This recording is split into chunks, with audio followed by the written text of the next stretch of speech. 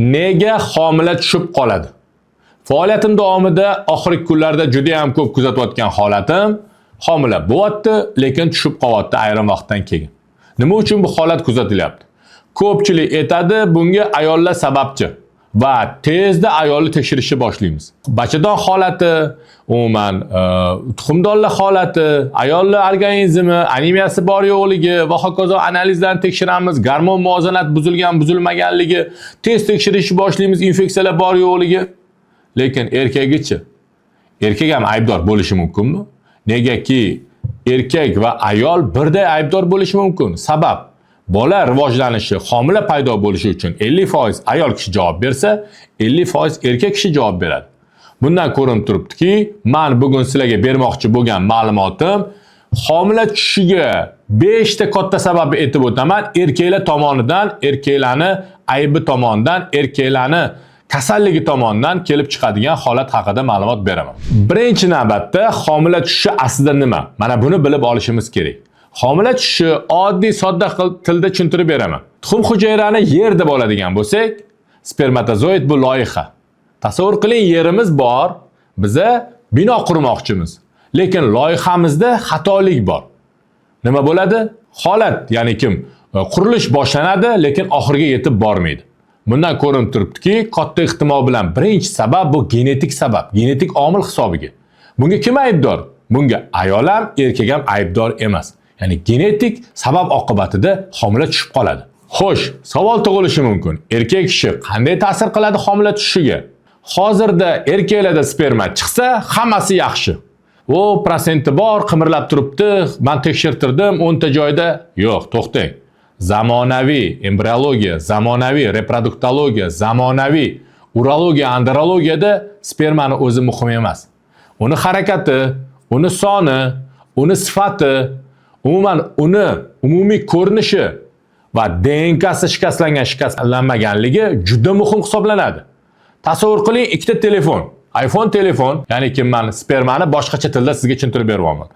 Ikkalasi ham bir xil, tashqi ko'rinishi bir xil, chiroyli, yengidek bo'lib turibdi. Lekin ichini ochib ko'radigan bo'lsak, bittasini platasi shikastlangan, bittasi esa sog'lom. Shikastlangan platali holat nima bo'ladi? U ham ishlashi mumkin, u ham tuxum hujayraga kirib olishi mumkin, lekin u uzoq yashamaydi. Bundan ko'rinib turibdiki, shikastlangan holatda spermani DNKsi tushib qolish ehtimoli juda yuqori hisoblanadi. U uzoq yashamaydi. Demak, juda ham muhim omillardan bittasi DNK zanjirining uzilishi yoki shikastlanishi hisoblanar ekan. Xo'sh, qanday uzilib yoki shikastlanib qolishi mumkin bu holat? Erkaklarda juda ham ko'p uchraydi.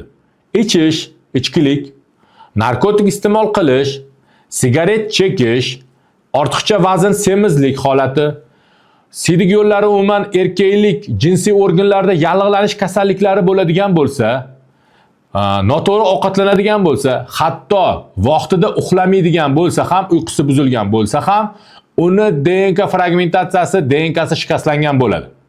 Va bizga ma'lumki nima holat bo'ladi? U urug'lantira oladi, lekin uzoq yashamaydi. Ya'ni homila tushib qoladi. Bundan ko'rinib turibdiki, fleshkamiz ishlayapti, lekin ichidagi fayli ishlamaydi, buzilgan u. Unga virus tushgan. Shunday ekan, undan foydalana olmaymiz. U uzoq davom eta olmaydi, yasha olmaydi. Demak, sabab buni oqibatida homila tushib qoladi.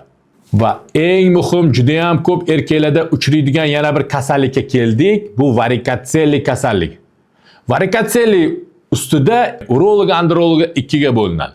Varikotselli aloqasi bor, varikotsellining aloqasi yo'q, operatsiya qilish kerak, operatsiya qilish kerak emas. Alloh taolo chevar. Tuxumlarni yuragini oldiga emas, jigarni oldiga emas, o'pkalarni oldiga emas, tanadan tashqariga chiqarib, xaltachaga joylashtirib qo'ygan. Nima uchun? Nimagaki tana harorati 36.6 bizga ma'lum. Moyak harorati esa undan pastroq. Biz aytamizki 33-34 gradus, ya'ni harorati pastroq holat bo'lishi kerak. Nima uchun?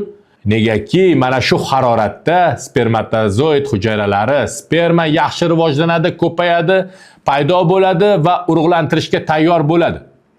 Shundoq ekan, agar erkak kishida varikotselli holati bo'ladigan bo'lsa, unda nima holat bo'ladi? Qon tomir kengayadi, moyaklarda dimlanish holati bo'ladi va moyaklar qizishni boshlaydi, oddiy til bilan tushuntirganda. Harorati ko'tariladi va sperma holati pasayib ketadi, sifatsizlashadi, umuman urug'lantira olmaydigan holatga keladi.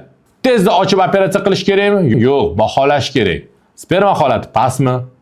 Sperma morfologiyasi tushib ketganmi? Obyomi kamayib ketganmi?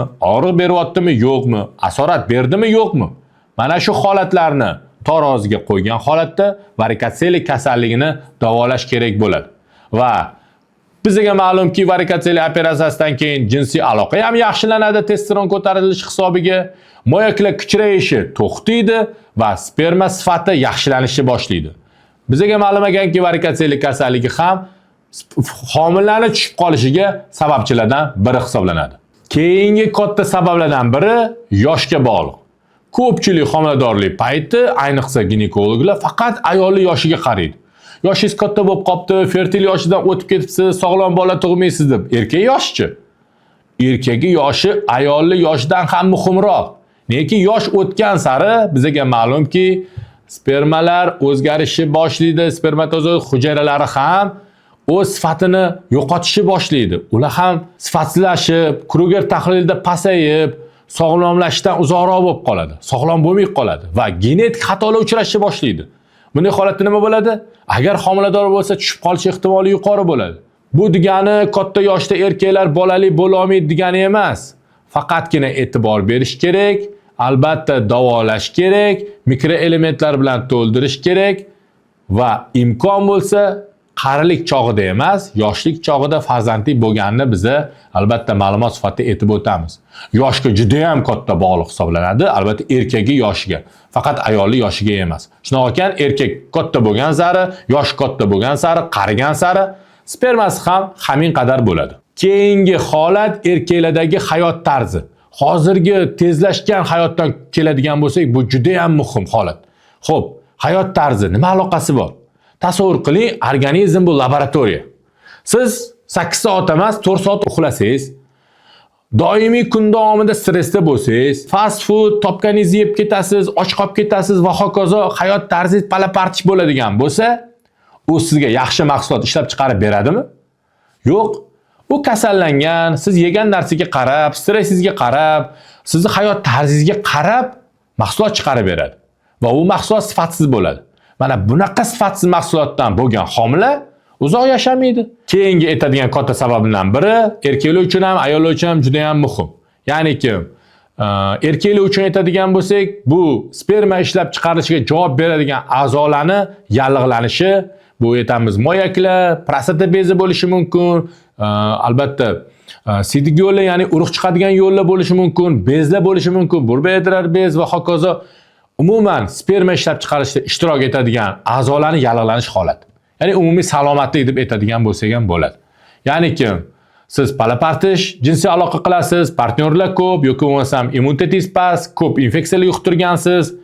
Mana bular ham sizni spermangiz sifatsiz bo'lishiga, organizm immuniteti pasayishiga va sizdan bo'ladigan homilani tushib qolishiga sabab bo'lishi mumkin.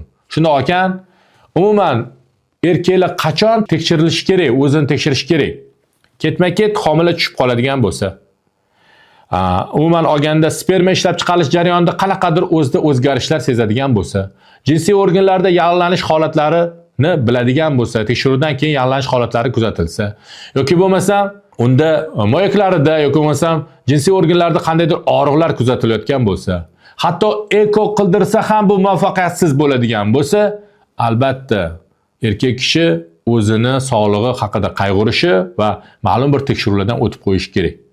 Homila tushib qolishida kimdir bu mavzu ayolni ayblash yoki erkakni ayblash holati emas.